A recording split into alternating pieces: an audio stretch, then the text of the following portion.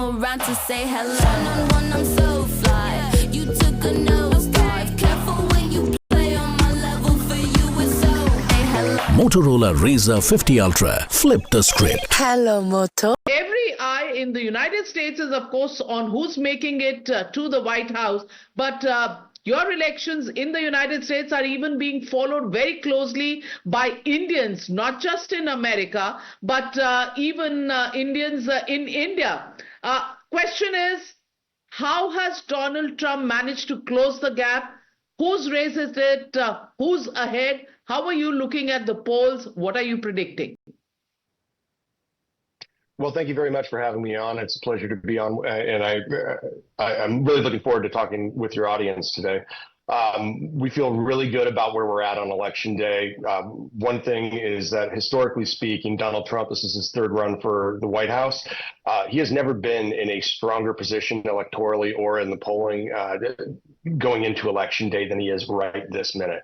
I think what we've seen is a very strong surge over the past six to 8 weeks of enthusiasm for President Trump, and we're seeing it play out today as people are waiting in line to vote. We've got a large turnout surge in the rural counties of a lot of these states that you just mentioned in the battlegrounds, in particular Pennsylvania, Georgia, and also in North Carolina. So we feel very good about how we're positioned to go ahead and win this election, and not only win it closely, but we believe at this moment that we're on pace to win rather substantially.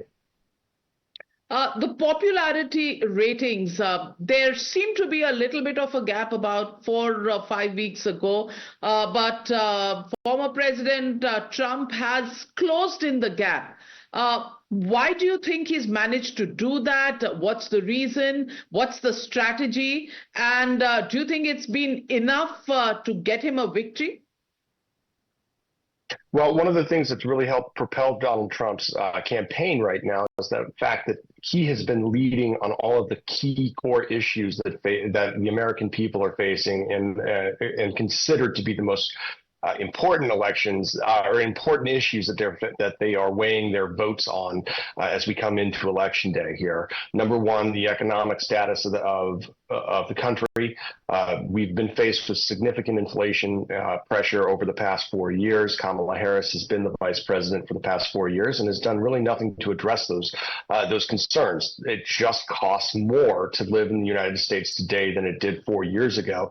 And in addition to that, most Americans are not earning additional income to cover that increased cost. So you've got a lot of unhappy people out there.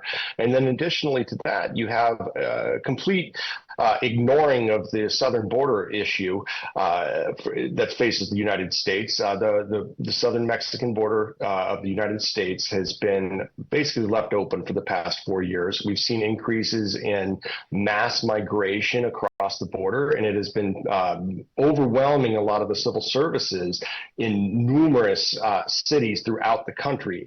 What we have seen through their neglect of this issue is we've seen this immigration issue not just go from a Texas, Arizona, and New Mexico and California issue, but it has spread to other states as they have continued to migrate further into the rest of the country. They've overwhelmed civil services. You've got schools that suffer massive increases in student populations without the requisite teachers to be able to handle that. You've got health services that are overwhelmed, and most importantly, police services that are overwhelmed. And you've also seen a resulting crime surge in many of our cities. So with these two issues, these are really, really leading the charge for President Trump and making his case for him that things were way better 4 years ago than they are today.